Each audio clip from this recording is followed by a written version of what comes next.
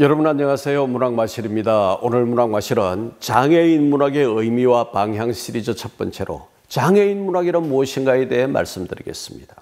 먼저 황순원 소설에 나타난 장애인 문제를 살펴보겠습니다. 황순원의 소설에서 장애와 장애인 문제를 다룬 작품은 꽤 여러 편입니다. 그 가운데 뛰어난 단편 소리그림자는 1965년 작품이지요. 주인공의 어릴 적 친구 성일이가 한 어른의 무분별한 노여움으로 교회 종각 위에서 떨어져 평생을 불구의 종지기 일을 하며 살다 간 이야기입니다.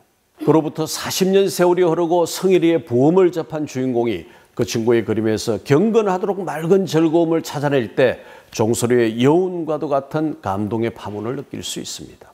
그런가 하면 단편 달에는 전쟁터에서 한쪽 팔을 잃은 사나이가, 세레나데에는 소경처녀가, 원세 고뚜기에는 소아마비로 양쪽 다리를 쓰지 못하는 철이가, 그리고 사막 위에는 벙어리 사내아이가 나옵니다.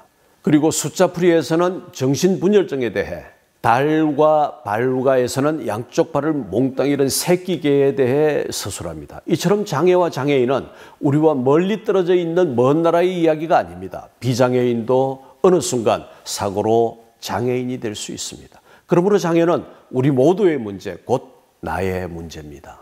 소나기 마을에서 있었던 장애인 관련 사업과 행사를 말씀드리겠습니다. 소나기 마을에서는 문학관 1층 소년의 가게방을 2015년부터 양평 양일고 장애인 학생 바리스타 실습장으로 활용해 왔습니다. 장영민 지도교사와의 협력으로 그동안 17명의 학생이 3개월 또는 6개월의 실습을 거쳐 정식으로 취업이 되어 나갔습니다. 이 학생들은 요즘도 주말에 가게방에 와서 최고의 커피 맛을 내며 봉사하는 아름다운 모습을 보여줍니다. 소나기 마을 자원봉사단 가운데는 이들을 격려하느라 한 번에 10잔씩의 커피를 사주는 분들도 있습니다. 선한 마음으로 베푸는 온정이 더 따뜻한 사례입니다.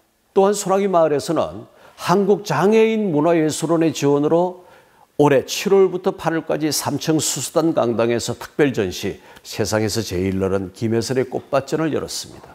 다운 정후군 장애인 화가 김혜설의 그림으로 아름다운 꽃과 행복을 주제로 한 21점의 작품이었죠. 작가는 양평의 아름다운 자연과 어린 왕자, 달팽이, 예수님의 어린 양 등에 자신의 감정을 투사했습니다. 이번 전시는 김 작가의 회화 작품에 짧은 글을 더하고 모션 그래픽을 통해 생동감 넘치는 다채로운 세계를 보여주었습니다. 디지털 시대 문화 소비자들에게 더욱 가까이 다가가고자 하는 뜻에서였습니다.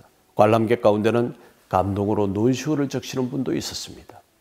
자, 여러분, 장애인 문학의 개념적 정의에 대해서 살펴보겠습니다. 장애인 문학의 개념은 두 가지로 정의할 수 있습니다. 먼저 장애인이 쓴 문학입니다. 다음으로 장애와 장애인 문제를 다룬 문학을 그렇게 말할 수 있습니다.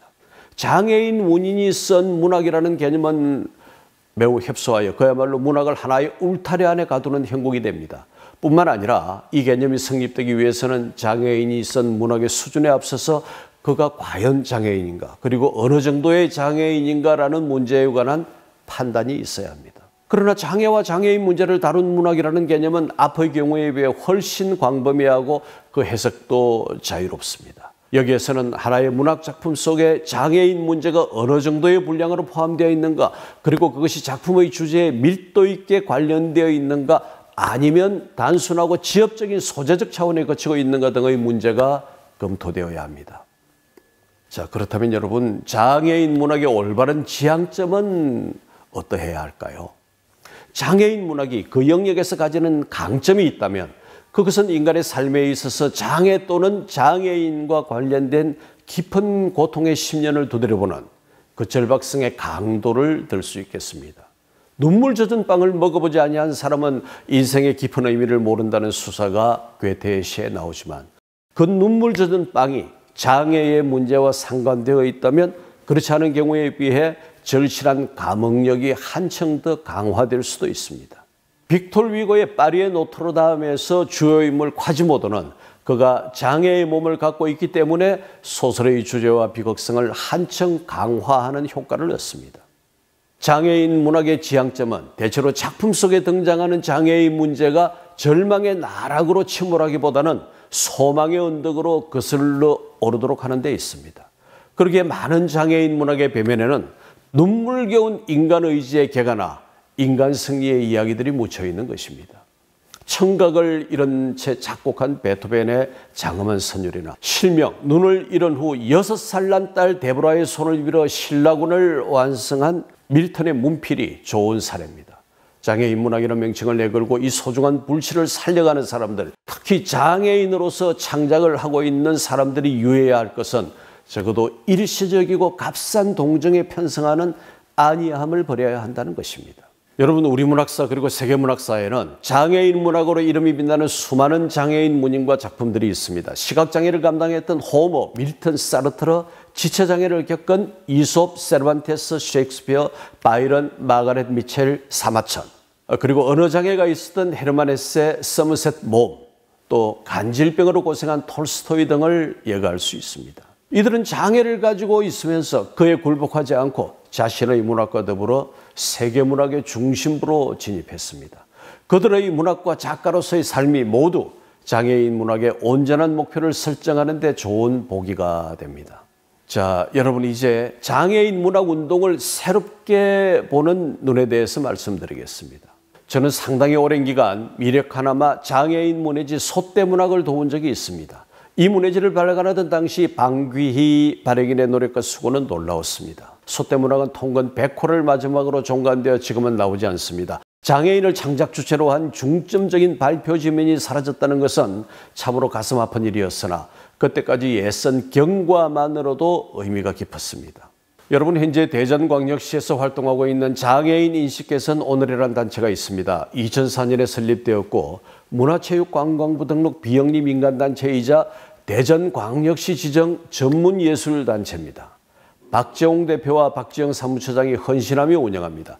대표와 회원 등 60% 이상의 중증장애인과 비장애인 전문 예술인으로 구성되어 있는데 그동안 쌓아온 실적이 그야말로 괄목상대할 만합니다.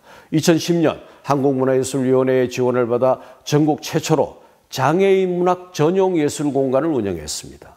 또한 대전광역시와 대전문화재단의 장애인 창작활동 지원 사업을 통해 창작 지원과 인식 및 제도 개선을 위해 지속적으로 노력해왔습니다. 이 단체가 이 운동의 선두에 서 있는 이유입니다. 여러분, 근자에 이르러 전 세계적으로 어느 국가에나 통용될 수 있는 아젠다가 있습니다. 곧 환경과 인권 문제입니다. 인권 문제 가운데서도 장애인 문제에 대한 인식과 실천이 결여된 국가는 아예 선진국의 반열에 이름을 올리지 못합니다. 이는 보살펴도 되고 그러지 않아도 되는 선택의 문제가 아니라 반드시 우리 사회가 감당해야 하는 책임의 문제입니다. 이제는 우리가 우리 주변을 다시 돌아볼 때입니다. 내 곁에 몸과 마음이 불편한 분이 없는가? 내가 먼저 따뜻한 손길을 내밀 수 없을까? 단언하기로는 이러한 인식이 일상화되어야 품격 있는 선진 시민이라 할 것입니다. 여러분, 오늘 문학마실은 장애인 문학의 의미와 방향 시리즈 첫 번째로 장애인 문학이란 무엇인가에 대해 말씀드렸습니다. 함께 해주신 여러분 고맙습니다.